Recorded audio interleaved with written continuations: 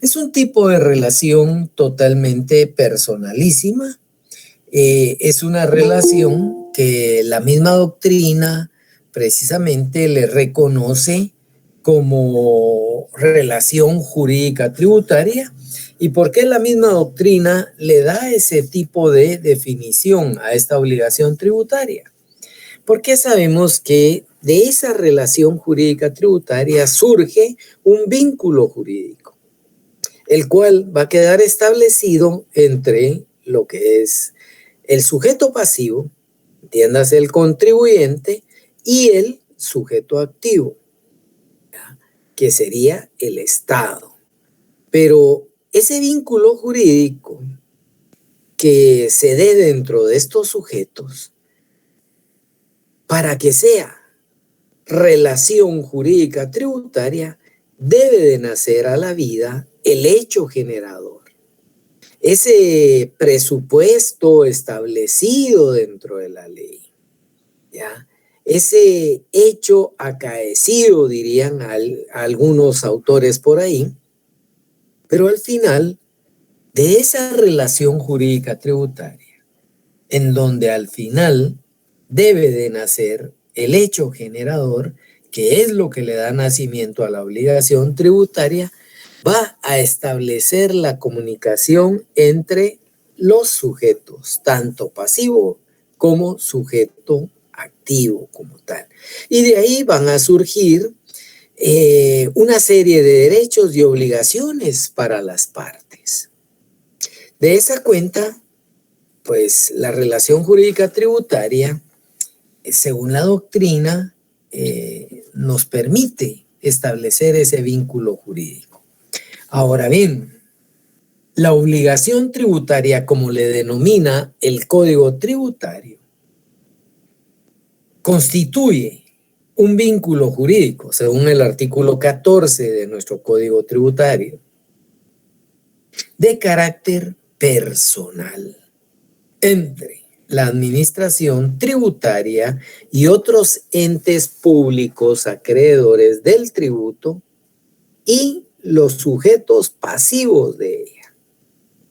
Tiene por objeto la prestación de un tributo y surge al realizarse el presupuesto del hecho generador previsto en la ley y conserva su carácter personal a menos que su cumplimiento se asegure mediante garantía real o fiduciaria sobre determinados bienes o con privilegios especiales.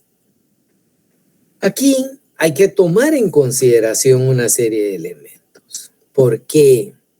Porque si bien es cierto, acá se está estableciendo que ese presupuesto, al realizarse el hecho generador previsto en la ley, en otras palabras, el hecho generador, esa fuente, esa génesis que le da origen a un tributo, por obligación tiene que estar establecido en una ley tributaria. Y aquí la otra situación importante es que conserva su carácter personal, a menos que su cumplimiento se asegure mediante garantía real. Y aquí tomemos en consideración algo. Ningún tributo, atendiendo a nuestra Constitución, tendría que tener pago o caución previa. Ninguno como tal. ¿Y por qué razón? Porque la misma Constitución lo deja normado. ¿Ya? La misma Constitución claramente deja normado que en este caso, pues, los tributos en algún momento, si bien es cierto, nacen a la vida jurídica como consecuencia del surgimiento del hecho generador, tomemos en consideración, ¿ya?, que en el caso del pago de tributos como tal, ¿ya?, le corresponden en algún momento, en cuanto al pago, le corresponden sí y solo sí a el sujeto pasivo. Y ese sujeto pasivo al final tendrá precisamente que venir y darle cumplimiento siempre y cuando esté establecido dentro de la ley. Pero, para no ir tan lejos, el artículo 220, recuerdo, que es el que le da nacimiento a el Tribunal de lo Contencioso Administrativo, claramente deja normado, ¿ya?, que se están discutiendo en algún momento tributos. Y esos tributos, al momento de la discusión, en ningún momento, ¿ya?, tendrá que venir y garantizarse pago alguno. El 221 de nuestra Constitución Política establece en el segundo párrafo: para concurrir a un tribunal no será necesario ningún pago o caución previa. Sin embargo, la ley podrá establecer determinadas situaciones en las que el recurrente tenga que pagar intereses a la tasa sobre los impuestos que haya discutido o impugnado y cuyo pago al fisco se demoró en virtud del recurso. Entiendas entonces que toda la fase administrativa ahí sí que no pueden exigirnos algún tipo de caución o pago. ¿Por qué? Agotándose la fase administrativa y teniendo el contribuyente una serie de elementos sustanciales para seguir impugnando, el contribuyente en su momento demandará a la administración tributaria cuando plantee, por ejemplo, ese proceso contencioso administrativo. Y ahí claramente se agota la fase administrativa y se acude a un órgano jurisdiccional para que sea el órgano jurisdiccional el que confirme o revoque ese cobro de tributos como tal. Y esos tributos que están en discusión hasta que prácticamente se establece acá el que un órgano jurisdiccional resuelva, hasta en ese momento, inclusive, no se pide pago ni caución previa como tal.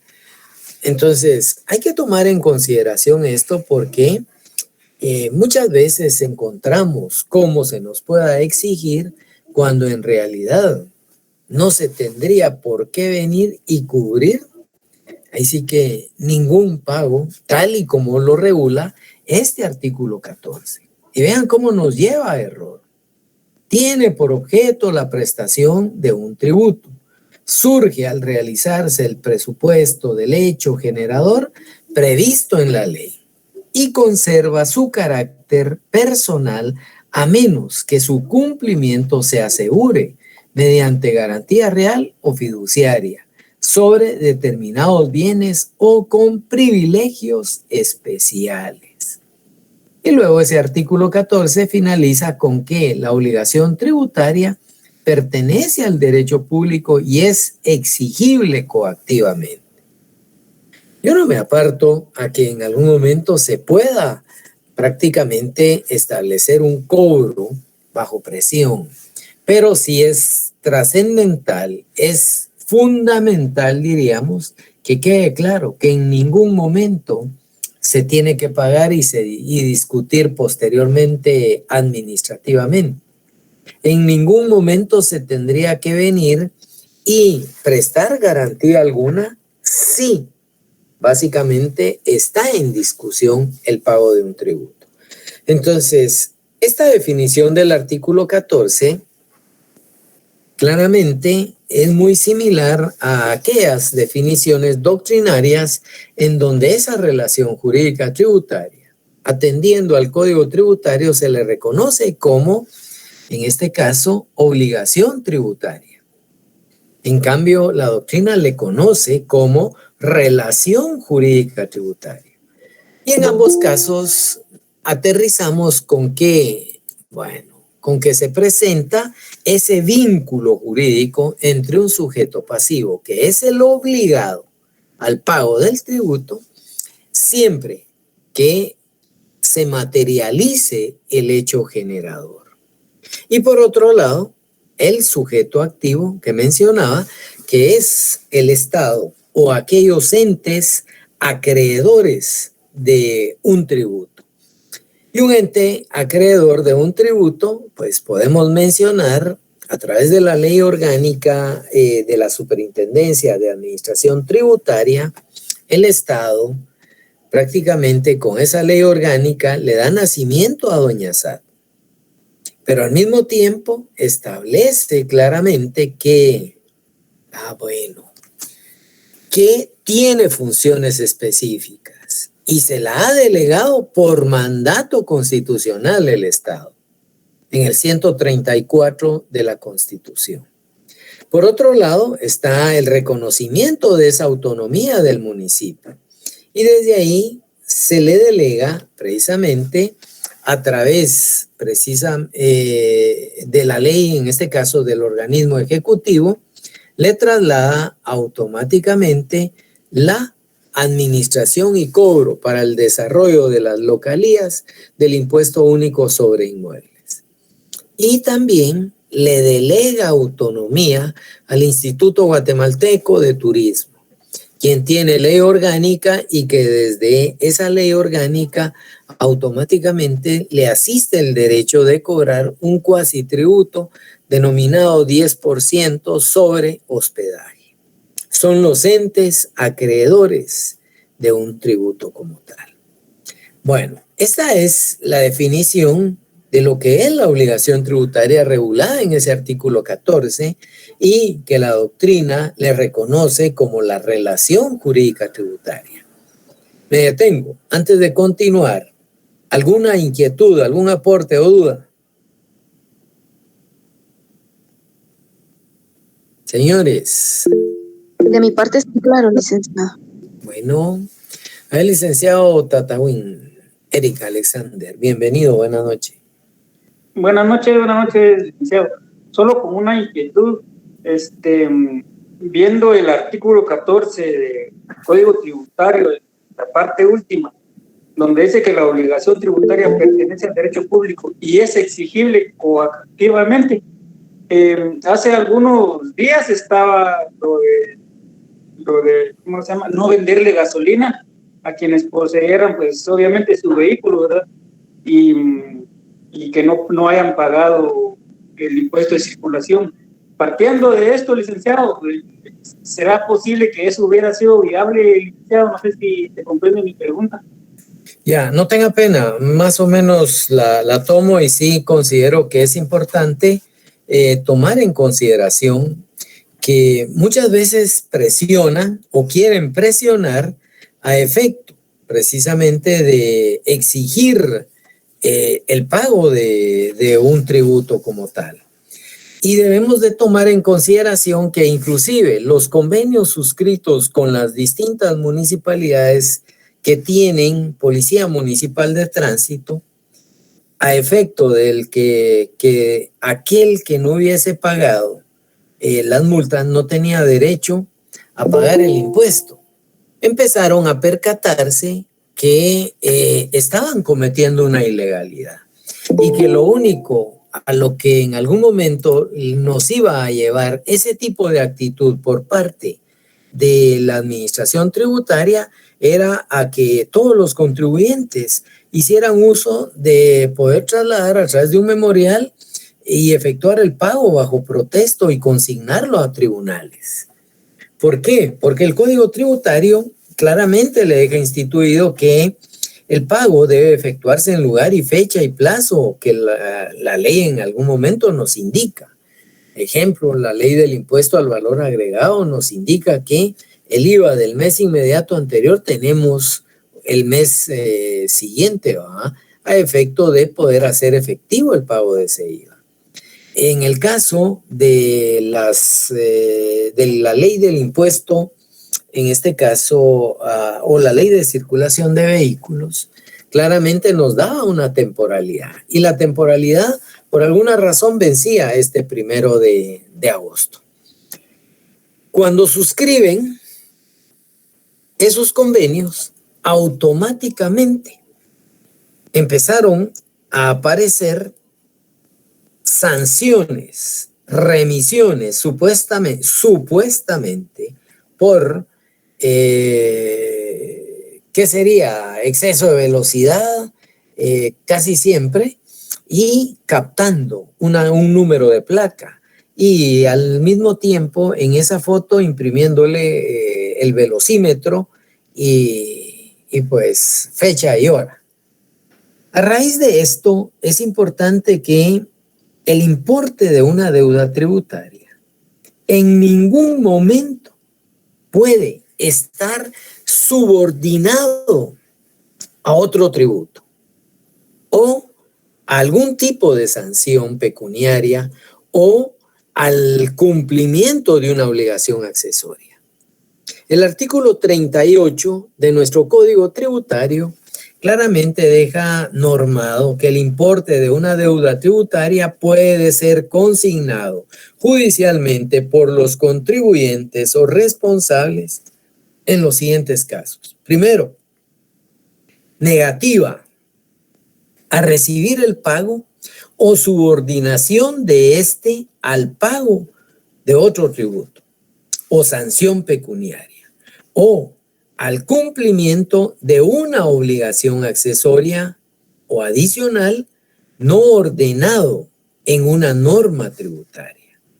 Y dos, la subordinación del pago al cumplimiento de exigencias administrativas sin fundamento en una norma tributaria. Estos dos numerales de este artículo 38 claramente dejan instituido, ¿ya?, que desde el momento en que se declare lo improcedente, ¿ya?, en algún momento pues se tendrá que venir y cobrar la deuda tributaria y los intereses si alguien no cumpliera. Pero para no incurrir en este incumplimiento es que se sugería que se ingresara el memorial, que se consignara el pago de la calcomanía y desde ahí tendría que empezar doña SAT a gestionar ante lo que es tesorería del organismo judicial después de que un juez resuelva, y casi siempre van a ser jueces de paz por tema de cuantía, ya, resuelva precisamente que da lugar la no recepción del pago bajo este fundamento. No sé si le aclaro ahí, licenciado Eric. Sí, licenciado, muchas gracias. Bueno, bajo este aspecto entonces es importante considerar que así como hay una obligación tributaria, que para la doctrina es relación jurídica tributaria, debemos de tomar en consideración que esa obligación tributaria tiene cierta preeminencia, cierto derecho, ¿verdad?, sobre cualquier aspecto de obligación contractual. Los privilegios y garantías del crédito tributario quedan normados en este artículo 15 y desde ahí se establece que los convenios referentes a materia tributaria celebrados entre particulares no son oponibles al fisco, ni tendrán eficacia para alterar la calidad de sujeto pasivo.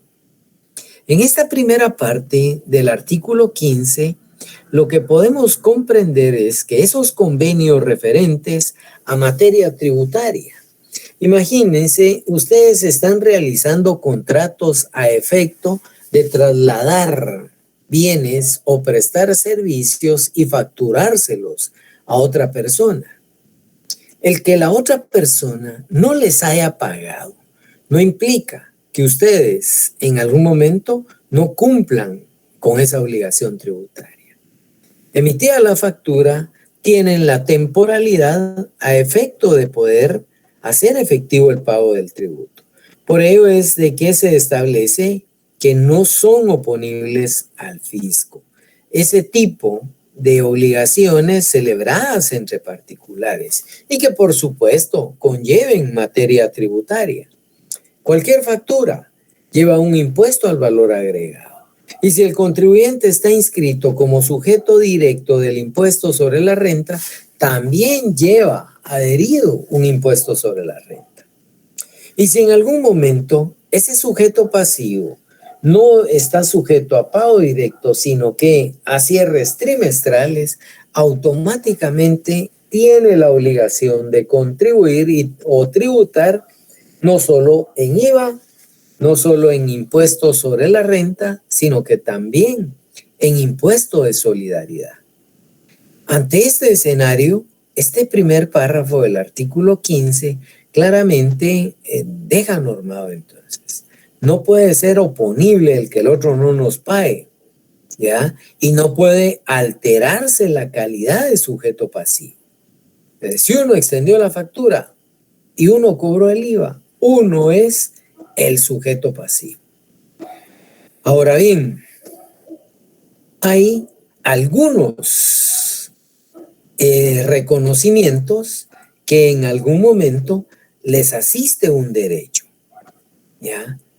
Pero en el segundo párrafo, tal vez, antes de llegar a esta explicación, los tributos, cualesquiera que sea su naturaleza, los recargos, los intereses y las multas en materia tributaria gozan del derecho general de privilegio sobre todos los bienes del deudor y tendrán, aún en caso de quiebra o liquidación, prelación para el pago sobre los demás créditos. Aquí el Código Tributario establece claramente que no importa la condición que se tenga, siempre se tendrá el privilegio. Y ese privilegio hay que tener especial cuidado. Porque acá también en este segundo párrafo o por lo menos queda establecido o se norma que tendrán, óigase bien, ¿ya?, prelación sobre el pago de los demás créditos. Constituyen una excepción a esta norma los créditos hipotecarios y prendarios inscritos en el Registro General de la Propiedad. Si en algún momento están demandando a una entidad mercantil y esa entidad mercantil tiene ya sea una hipoteca, ya tendría la hipoteca con la anotación en el Registro General de la Propiedad, ya de ahí hay una excepción. Pero esa prelación que se tiene sobre el pago de los demás créditos, también hay que tomar en consideración que dentro de la integración y estructura de la ley habrán unas excepciones a lo que norma el Código Tributario acá. Y una de ellas podría ser el artículo 102 de la Constitución Política de la República, en donde hay derechos sociales mínimos de la legislación de trabajo y en donde ese tipo de derechos, como por ejemplo el que se tenga ese derecho a vacaciones o que se tenga un derecho a aguinaldo, o en el caso de aquella bonificación, el bono 14 como tal, ese tipo de normas, si en algún momento la entidad se está declarando en quiebra, pasan a ser obligaciones de la sociedad y el trabajador tendrá preeminencia sobre cualquier otro tipo de obligación. Es decir, si la sociedad anónima tiene insolvencia a la hora de pretender liquidar sus activos y poder cumplir con sus obligaciones, lo primerito que tendría que pagar son prestaciones laborales. No hay vuelta de hoja. Segundo, si hay hipotecas, si hay en algún momento, pues tendrán que venir y cumplirse también dichas obligaciones. Y tercero, pues se tendría que venir y pagar los impuestos como tal. Y por último, quedaría que, pues a la hora de rematar todo, tendría que conformarse un concurso de acreedores y tener un porcentaje de participación atendiendo al monto de las deudas que puedan venir y estar reclamando como tal. Entonces, tomemos en consideración que aun y cuando hay preeminencia, la excepción a esta norma, ¿ya?, tiene que ser sobre prestaciones laborales, sobre hipotecas, siempre y cuando estén inscritas, y al mismo tiempo, pues las obligaciones que se puedan tener como parte de aquellos sujetos que, dicho sea de paso, pues estén reclamando algún bien en particular. Me detengo y pregunto si hay alguna inquietud con esa preeminencia.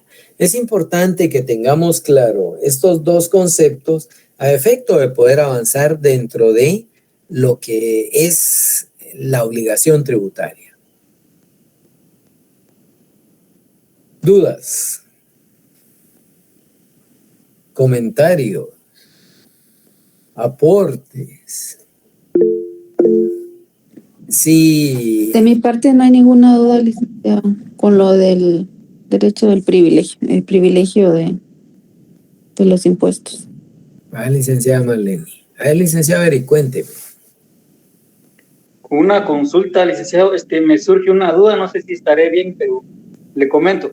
Por ejemplo, esa preeminencia se verá afectada de alguna manera, por ejemplo, en aquellas sociedades que se declaran en quiebra, licenciado, que no, en cierta manera no pagan o se les exonera del pago de impuestos, entiendo. Fíjese que no se les exonera, porque solo se exoneran multas y recargos. La exención, que sería la dispensa del pago de tributos, no lo pueden hacer, excepto que el Congreso emitiera algún tipo de amnistía. En caso contrario, la deuda tributaria queda como tal. Y esas entidades que quedan en quiebra, cualquiera de los socios o accionistas, dependiendo el tipo de sociedad de que se trate, automáticamente, si fuese una sociedad personalista, se fregaron. Porque recuérdense que la responsabilidad es ilimitada. Hay que responder hasta con su propio peculio, con sus propios bienes como tal. Y por otro lado, si se tratara de una sociedad accionada, pues si ellos respondieron hasta el monto de sus aportaciones, pero en algún momento aún queda deuda, ellos no podrán ser parte de ninguna otra sociedad, no podrán constituir empresa individual hasta que no sean rehabilitados. Es decir, le tienen que dar cumplimiento a la obligación a efecto de poder crear otro tipo de negocio. Entonces, dicho esto, le diría, ese tipo de sociedad, si bien es cierto, no le paga al Estado, pero la deuda ahí se mantiene. Y como se mantiene, automáticamente incrementándole intereses, no llega a caducidad como tal. ¿Por qué?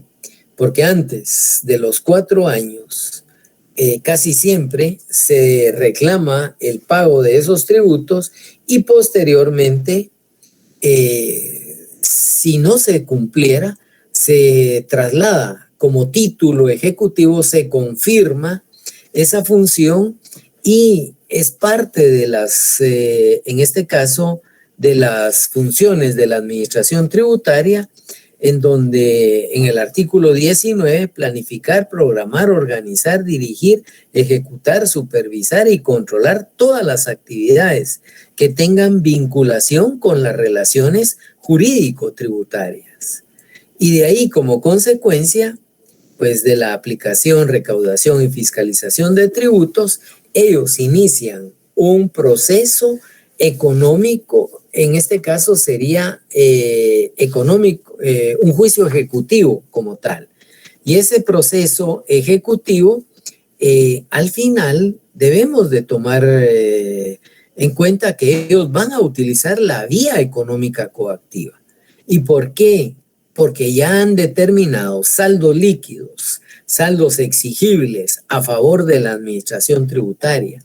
Y ya desde ahí, pues sencillamente hacen uso de los tribunales de justicia plantean la demanda y desde ahí viene ese cobro de los saldos, deudores líquidos y exigibles. Esto lo regula el artículo 99A del Código Tributario. Por favor, licenciado Eric. Muchas gracias, licenciado.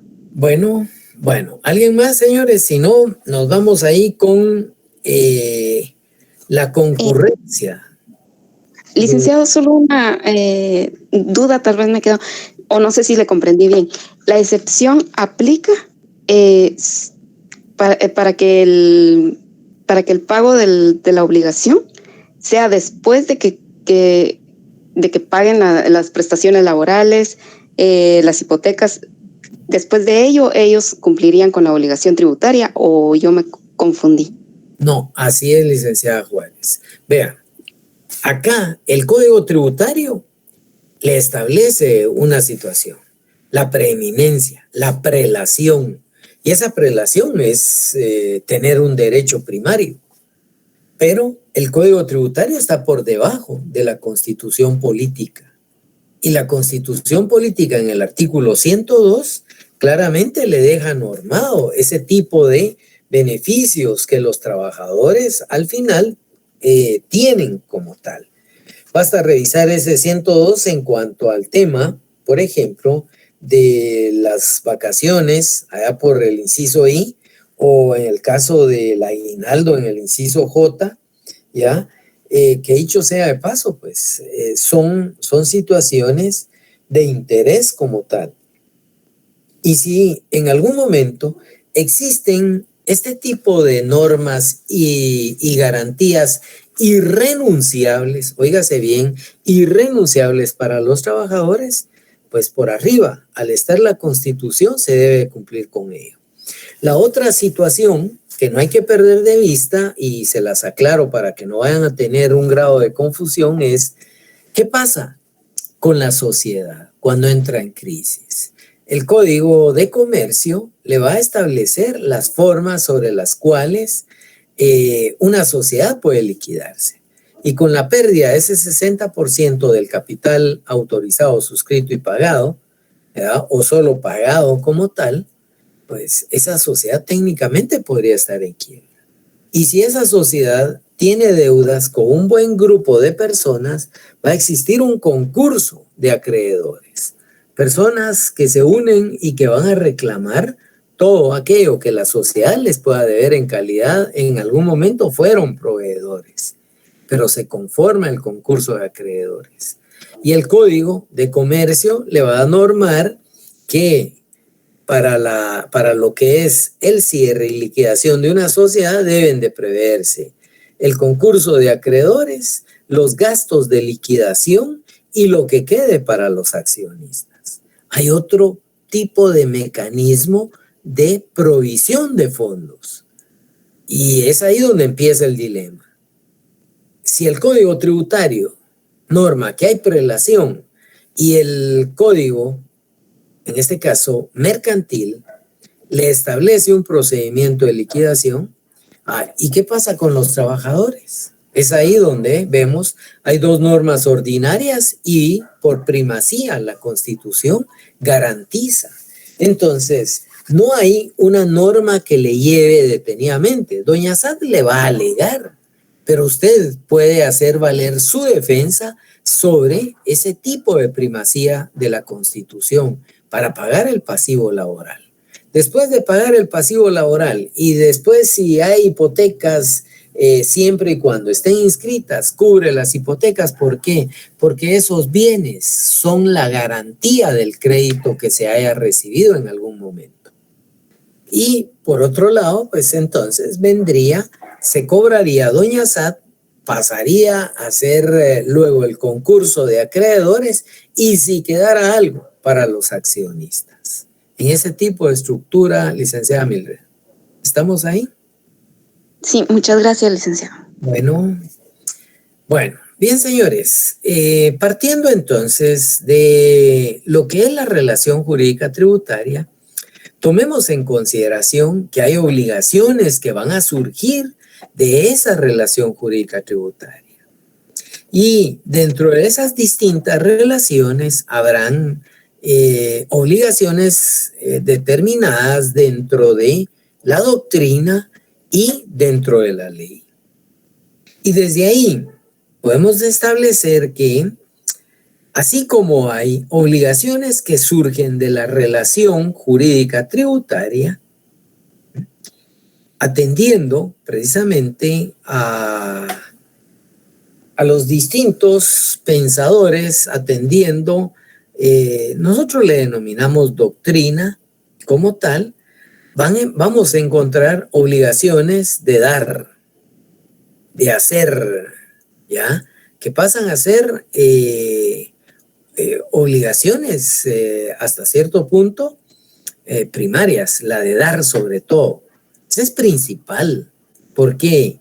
Porque una de las obligaciones en esa relación jurídica tributaria es pagar. Mientras que hay un legajo o un grupo de obligaciones accesorias o secundarias que sería la de hacer, la de no hacer, la de tolerar. ¿Por qué hacer? Bueno, tomemos en cuenta que todo, óigase bien, ¿verdad? Todo contribuyente en algún momento tendrá que venir y reconocer que dentro de esas obligaciones que al final él es sujeto pasivo de una obligación, pero al mismo tiempo que es sujeto pasivo, vamos a encontrar que se tiene la obligación, ¿verdad?, de, sería dar o pagar. ¿Y qué va a pagar? Bueno, tiene que pagar automáticamente los tributos que hayan surgido como consecuencia de esa relación jurídica tributaria.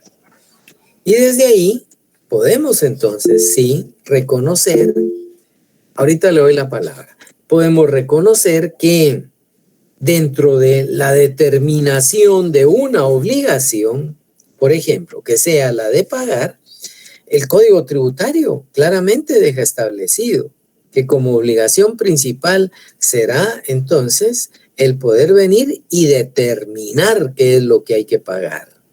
Luego continúo. A ver, licenciado Pedro Alexander, cuénteme.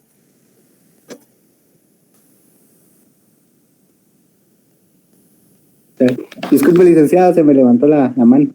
Ah, bueno, no hay pena. Bien, entonces menciono, ¿eh? ¿Qué pasa con ese tipo de determinación como tal?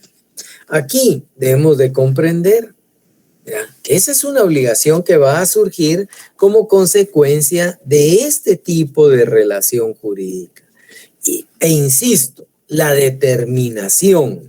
Si ustedes revisan su código tributario, ¿ya?, van a establecer en el artículo 103, por ejemplo, ese proceso de determinación, ¿ya? Esa determinación de la obligación como tal, en donde claramente queda la determinación de la obligación tributaria. Es el acto mediante el cual el sujeto pasivo o la administración tributaria, según corresponda conforme a la ley, o ambos coordinadamente declaran la existencia de la obligación tributaria, calculan la base imponible y su cuantía, o bien declaran la inexistencia, exención o inexigibilidad de la misma. Y ahí podemos visualizar entonces que esa determinación el contribuyente puede en algún momento, pues dependiendo quién sea, determina su obligación. Y si en el momento que está determinando la obligación surge la autodeterminación, es decir, el contribuyente tiene esa facultad para poder establecer qué tipo de impuesto, según corresponda, qué tipo de base, qué tipo de cuantía y posteriormente el poder determinar, ¿ya? Y esa determinación le lleva al cumplimiento, ¿ya? Y ese cumplimiento es lo de dar o pagar. En el artículo 104 del Código Tributario queda automáticamente, ya, que deberá cumplir sin necesidad de requerimiento por parte de la administración. Ahí hay una determinación como tal. Entonces, tendrá que ser sí y solo sí, por obligación, el cumplimiento de dicho pago, el cumplimiento de hacerle llegar a las arcas del Estado, de la administración tributaria, los tributos correspondientes. Por otro lado, así como hay una obligación principal que es dar o pagar, también hay en esa relación jurídica tributaria surgen algún tipo de obligación accesoria o secundaria, y sería la de hacer, la de no hacer y la de tolerar. Ya bajo ese contexto, entonces, podemos establecer que cuando de esa relación surgen otro tipo de obligaciones, ese tema de hacer, ¿qué queda? Al contribuyente le corresponde realizar, en otras palabras, hacer. ¿Ya? En este caso, realizar el cálculo de las prestaciones que deba de hacerle llegar al Estado. En otras palabras, determinar. 2. Tiene la misma obligación de hacer que cuando no haya, por ejemplo, movimiento alguno, tendrá en algún momento que venir y sencillamente, pues, informarle, cumplir con una obligación accesoria, ¿ya? Y esa obligación accesoria o secundaria es la de informar, declarar que no hubo movimiento, por ejemplo. Eso es hacer. Dentro de esas mismas obligaciones que surgen de esa relación jurídica y que es accesoria, también vamos a encontrar el no hacer. ¿Qué sucede cuando alguien no le informa a la administración tributaria? Cuando alguien inicia actividades, por ejemplo, y no le informa a la administración tributaria para inscribirse como contribuyente, o cuando en algún momento cambian de contador, cambian de administrador único y representante legal y no dan los avisos, ese no hacer pasa a ser sancionado por incumplimiento a deberes formales como tal. Y una tercera obligación accesoria es aquella en donde muchas veces el contribuyente tiene no solo que tolerar, sino que aguantar con la carga de reportes que puedan venir y solicitar. Y menciono ello porque últimamente es muy común que aparezcan delegados de fiscalización que tienen su sede en el edificio Dubái. Y resulta ser que les pasan presentando y entregando una notificación donde hay un requerimiento de información. Y viene una serie de documentos que muchas veces uno dice, me dan 3 días para poder evacuar ese requerimiento. Ejemplo, me notificaron ayer, nos quedó hoy jueves, hoy viernes, día lunes se tendrá que estar presentando. Pero resulta ser de que hay 35 ítems que requieren. Se les piden sociedad anónima, copia de la escritura constitutiva, representante legal, copia de las patentes, copia de la última factura que haya utilizado, copia de las resoluciones de los libros, notas de débito o tales y tales facturas de compras, tales y tales facturas de ventas, los libros de contabilidad, los estados de cuenta y empiezan. Pues, miren, les dejan un gran listado de ítems y todavía con aquello. Debe presentarse dentro de los 3 días hábiles al edificio Dubái, nivel 14, con el señor fulano de tal. En caso contrario, se tomará como resistencia a la acción fiscalizadora. Miren, y si ustedes están en fin de mes o están iniciando mes, tratando de levantar ventas, tratando de ver cómo la entidad mercantil o la empresa logra cierto desarrollo, y que tengan que involucrar 3 días a cierta cantidad de personal, definitivamente genera malestar. Y genera malestar por una sencilla razón. ¿Por qué debo de ir con todo ese legajo de documentos al edificio Dubái? Cuando aquí en Zacatepec, que es en la antigua Guatemala, hay una delegación de la Superintendencia de Administración Tributaria. Ese tipo de situación nos lleva aquí, entonces, surja una obligación accesoria, una obligación secundaria, si queremos verlo, como esto de hacer, no hacer y de tolerar como tal. Bueno, sobre esto podemos entonces señalar que las obligaciones que surgen de esa relación jurídica tributaria está la principal, que es dar o pagar, y las secundarias o accesorias, que serían la de hacer, no hacer y tolerar. Me detengo. ¿Alguna duda? De mi parte, claro, gracias. Bueno. Licenciado, un ejemplo de las de tolerar sería como que están pasando ahorita pidiendo las facturas electrónicas y SAT dijo entre comillas que ellos iban a cargar una tipo tablet, que iban a verificar si el contribuyente está aportando o no, y resulta que ahora están pasando y les están pidiendo que por correo electrónico manden las facturas electrónicas o las tengan impresas en físico. Esa sería una de tolerar. Sí, porque básicamente hay una regulación sobre la CIFEL y que luego vengan y en algún momento le trasladen el costo de impresión, porque malo que bueno, de 7 a 15 centavos, dependiendo del tipo de impresora, papel, etcétera, le va a costar la impresión de cada una de las distintas facturas. ¿Ya?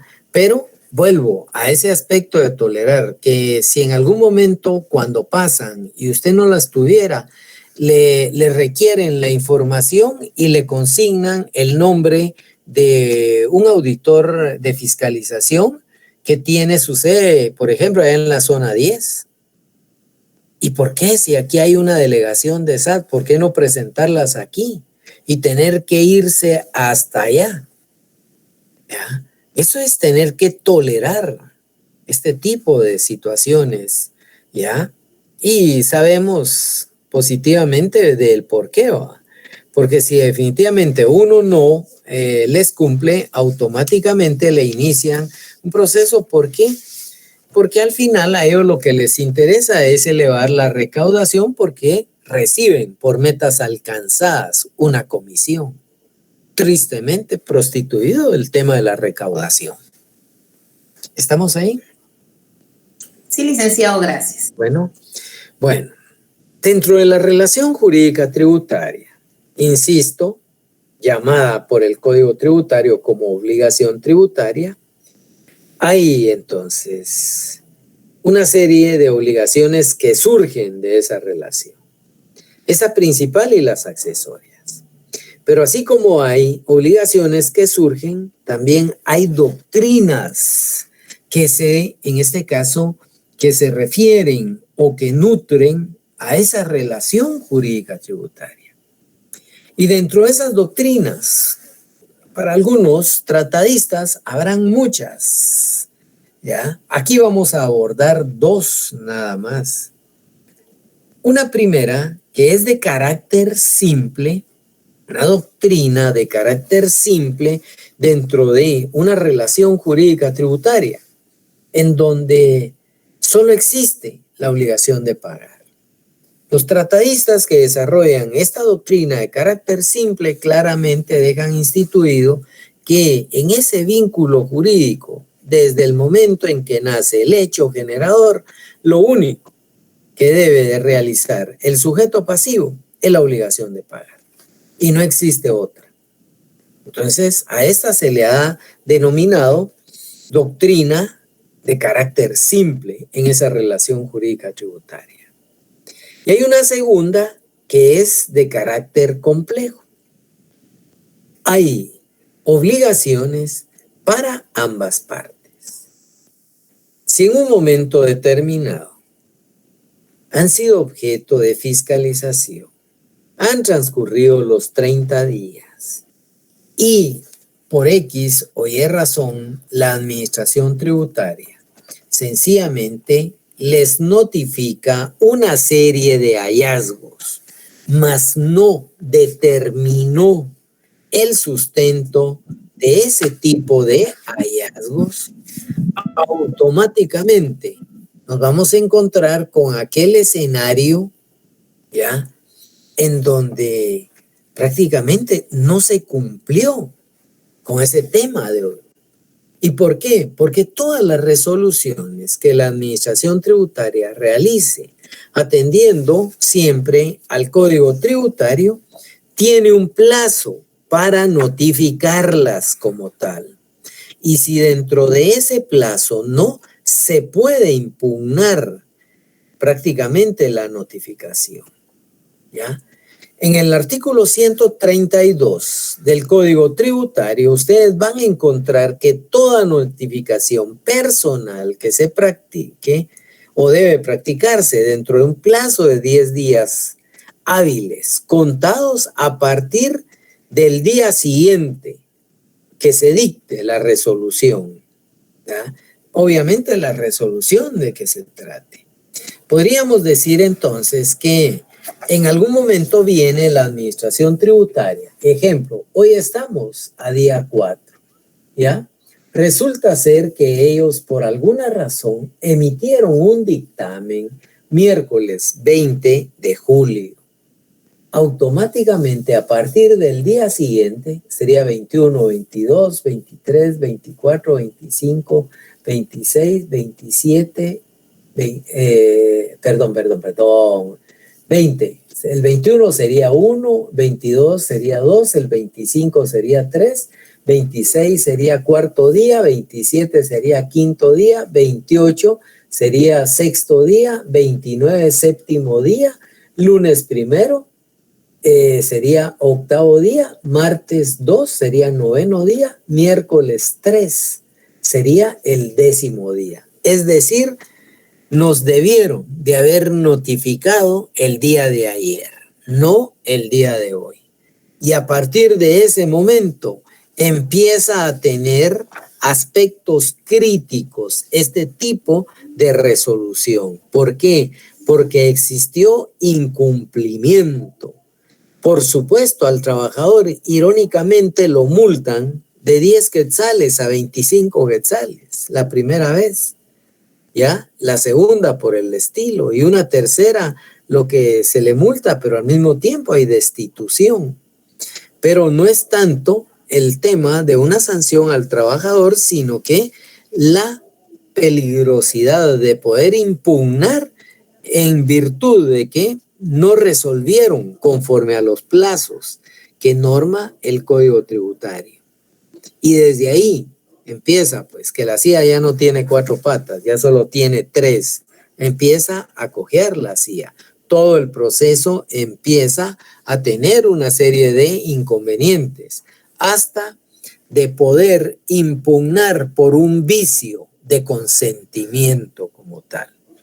De ahí tenemos entonces cómo esas obligaciones, así como hay para la administración tributaria, también las hay para un contribuyente. Y esas obligaciones para el contribuyente quedarán determinadas con que debe, no solo de cumplir, debe de informar, por ejemplo, todo aquello que sea de carácter formal. El artículo 94 del Código Tributario tiene una serie de obligaciones en cuanto a informar. Y en caso contrario, ya automáticamente el contribuyente va a sufrir de una sanción. Entonces, hay infracciones por incumplimiento a los deberes formales. Uno de ellos podría ser, se me ocurre acá, numeral 5, llevar libros y registros contables en forma distinta a la que obliga el Código de Comercio y las leyes tributarias específicas. ¿Qué pasa? El Código de Comercio en el artículo 368, 369, 370 y 371 nos deja establecido que la contabilidad debe llevarse bajo principios de partida doble, que la contabilidad debe de registrarse en moneda de curso legal, que atendiendo a los activos, así tendrán la obligación de llevar ciertos libros, pero que también, aparte de llevar ciertos libros que se detallan ahí, ejemplo, aquellos que tengan capital de 25,000 hacia arriba, tienen la obligación de llevar un libro de compras, un libro de diario, un libro mayor, libro de balances y un famoso centralizador que le denomina, más los libros que las leyes especiales así lo determinen. Libro de compras de IVA, un libro de ventas de IVA, si esa fuera la forma en que deba de tributar, o en caso contrario, compras y ventas. Pero también existe un libro de quejas requerido por la DIACO a través de precisamente la misma ley de la DIACO, un libro de planillas regulado precisamente en el Código de Trabajo, o lo que norma el INGUAT en cuanto a tener un libro o tarjetas de registro, precisamente de huéspedes como tal. Ya ahí hay leyes especiales.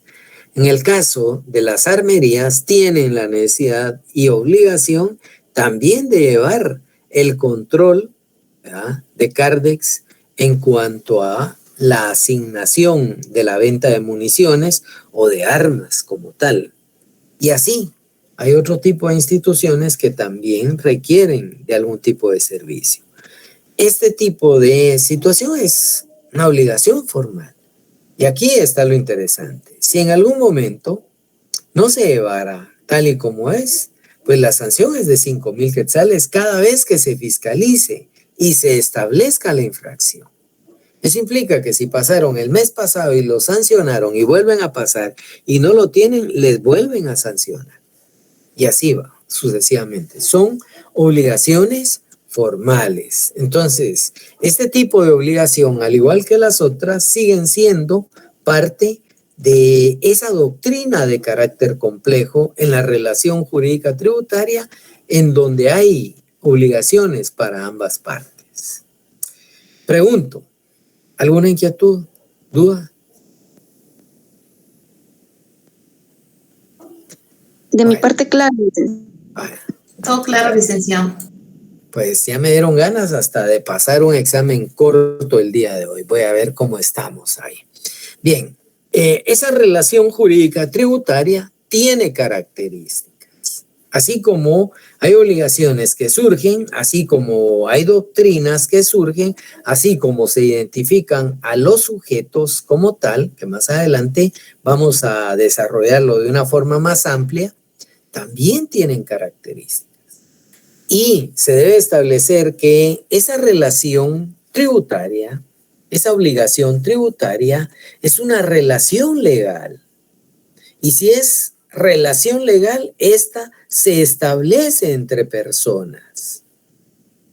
Esa es una de las primeras características. Como relación legal, se establece entre personas.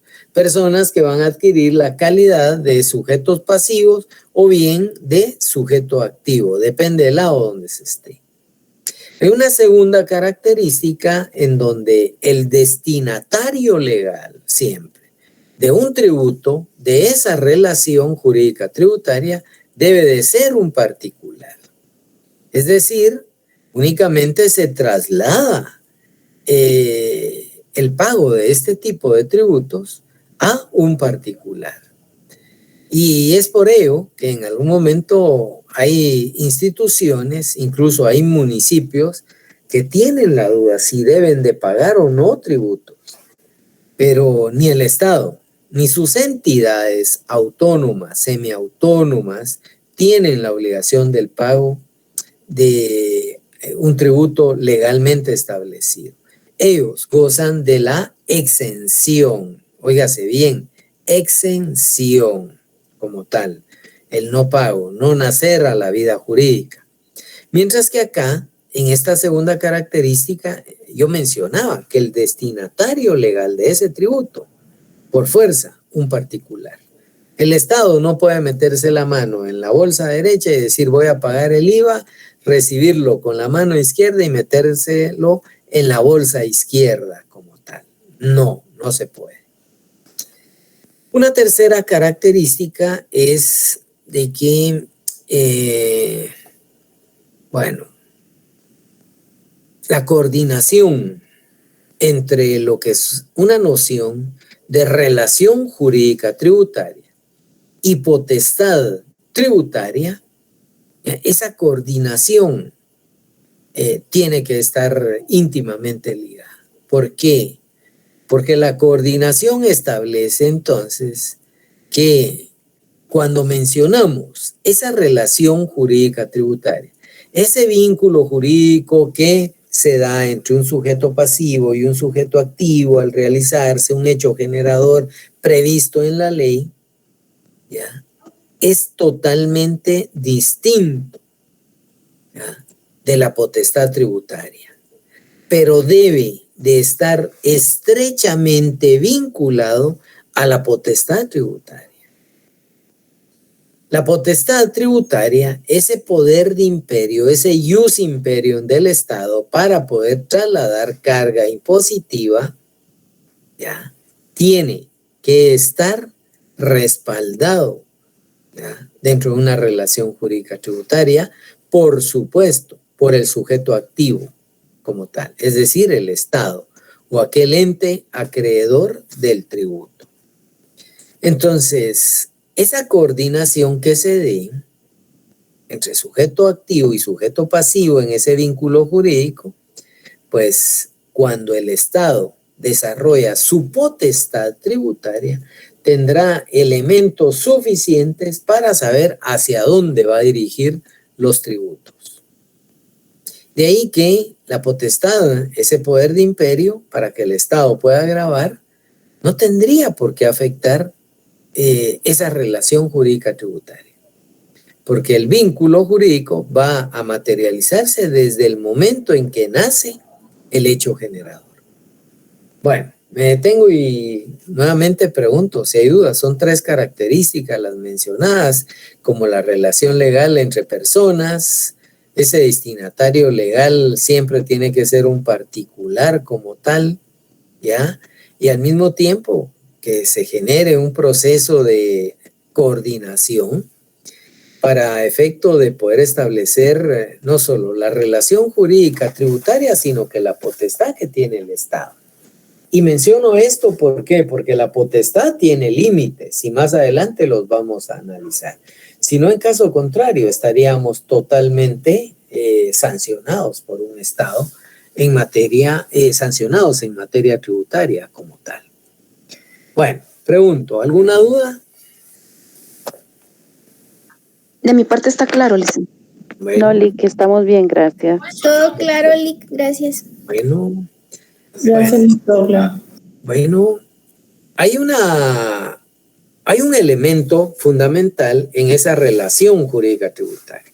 Y aquí sí tenemos que establecer que elementos son varios. Vamos a desarrollar los elementos personales, el hecho imponible, el objeto del impuesto, la base imponible, lo cuantitativo, lo temporal del tributo.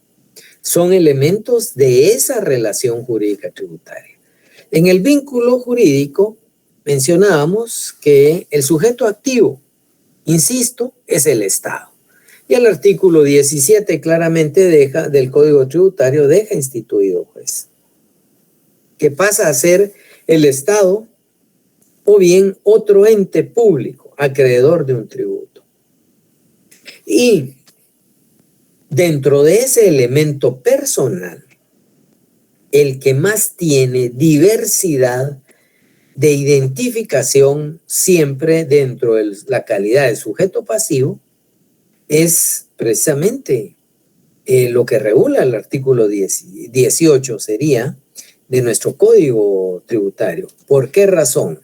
Ahí se establece que el sujeto pasivo de la obligación tributaria es el obligado al cumplimiento de las prestaciones tributarias, sean en calidad de contribuyente o de responsable.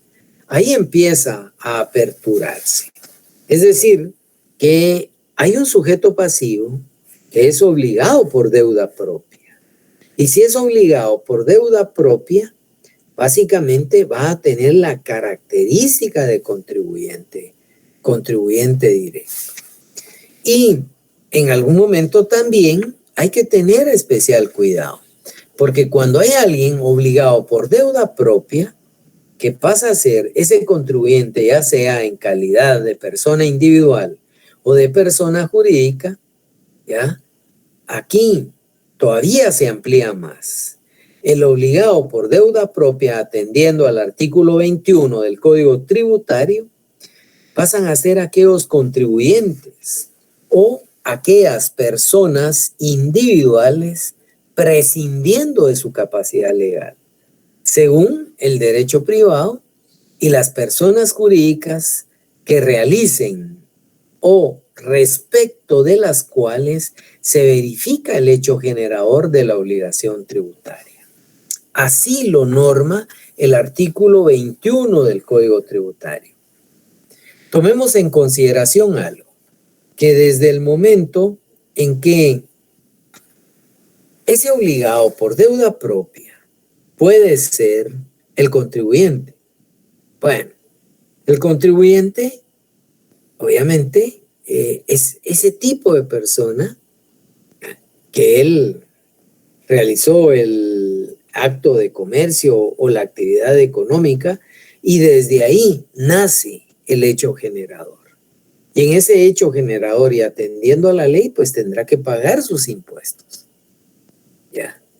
Ahora bien, también dentro del sujeto pasivo está cuando alguien actúa en calidad de responsable.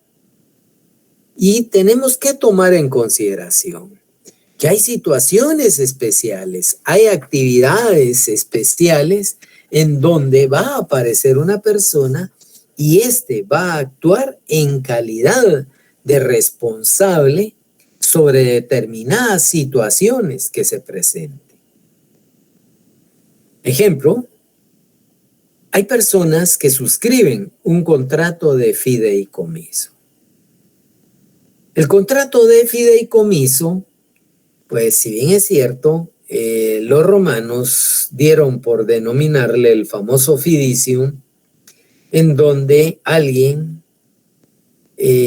tenía la carga moral de trasladarle patrimonio, principalmente en la época romana, que era muy marcado. Hay una mixtura, hay una relación muchas veces entre ya sea trabajadores o bien empleadores y trabajadores o bien familia de los empleadores y trabajadores cuando se mezclan entre sí. Y de esa cuenta, pues Roma, que limitaba mucho la transferencia de dominio del patrimonio, en otras palabras, no permitían heredar o generar una donación cuando no eran ciudadanos romanos. Solo los ciudadanos romanos podían donar. Solo los ciudadanos romanos podían en algún momento realizar un tipo de acto mercantil y cobrar. Pero que en algún momento se tratara de beneficiar donándole a alguien, un extranjero, era limitado. Y es de ahí de donde surge este tipo de contrato, el famoso fiducium, que tiene que ver con un acto de fe, de buena voluntad, pero en donde se le tiene confianza a quien va a administrar. Cuando los extranjeros tenían hijos ilegítimos, o los famosos hijos bastardos que le denominaban, pues querían heredar bienes, pero no les era permitido por la ley. Entonces, de repente se lleva a cabo la estructura de un contrato de fideicomiso en donde hay una persona que tiene toda la confianza de aquel sujeto que está llevando los bienes para que sean administrados y que después de cierto tiempo esos bienes sean redistribuidos con otro tipo de sujetos. En esa triangulación surge la figura de el fideicomitente, persona que tiene bienes y que va a ir a buscar a alguien para que haga el rol de fiduciario y desde ahí se emita un contrato en donde va a aparecer un beneficiario para recibir todo aquello que se haya multiplicado en el uso de esa plata. De ahí podemos establecer entonces que los romanos buscaban a alguien de mucha confianza y desde ahí se establecía el contrato de fideicomiso. Este sujeto entonces administraba los bienes y todo el beneficio que obtuviera, pues sencillamente se cobraba el porcentaje de honorarios que le correspondiera y posteriormente pagaba, ¿ya? Aunque pues la persona no fuese alguien local, pagaban a efecto de darle cumplimiento a las obligaciones. Ahí surgen situaciones especiales. ¿Quién va a pagar los impuestos de ese contrato? Óigase bien, de fideicomiso. Pues lo va a pagar aquella persona que haya estado administrando y que en algún momento tenga la oportunidad para poder crecer. En caso contrario, pues se nombraría a alguien en particular para que sea el beneficiario.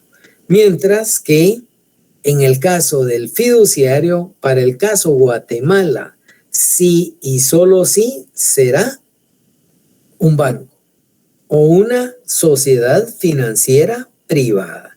Son las únicas dos instituciones que mantienen vigilancia de la Superintendencia de Bancos y que por, aquí ya viene, ley, les corresponde venir y participar en este ámbito del tráfico económico. Bueno, lo mismo sucede con la siguiente situación especial regulada también en ese artículo 22 del Código Tributario, en donde vamos a encontrar que en aquellos contratos de participación, en algún momento, pues el único responsable es el gestor. El gestor dentro de ese contrato de participación será a quien se le exija, ¿ya? Se le exija la representación. Pero si en algún momento fuese esta persona que tiene la responsabilidad jurídica, la que está en calidad de representante y que no va, en pocas palabras, no va a, o mejor dicho, no es que no vaya, va a responder trasladando lo que los fideicomisos generen, automáticamente será llamado fiduciario. Y en igual forma, ese contrato de participación funcionará, pero acá se le denominará gestor como tal. Bueno, hay otra situación especial, como la copropiedad, como la sociedad de hecho, como las sociedades irregulares, y ya ahí podemos encontrar ejemplo que en algún momento, pues, ese tipo de la copropiedad, pues sabemos que todos son propietarios, y si todos son propietarios, existe la famosa copropiedad. Y es un contrato por el cual, pues, las personas puedan venir y obligarse. Pero también vamos a encontrar en algún momento las famosas sociedades de hecho. Esa sociedad de hecho, ¿ya?, que también en algún momento, pues, es una sociedad en donde, dicho sea de paso, nadie se incluyó, ¿ya? Esa sociedad, de hecho, nos lleva a que nadie acudió ante notario, sencillamente van, deciden conformar una sociedad, pero aquí viene lo interesante. La conforman verbalmente, no la materializan como tal. Y si no la materializan, automáticamente esa sociedad nunca nació a la vida jurídica.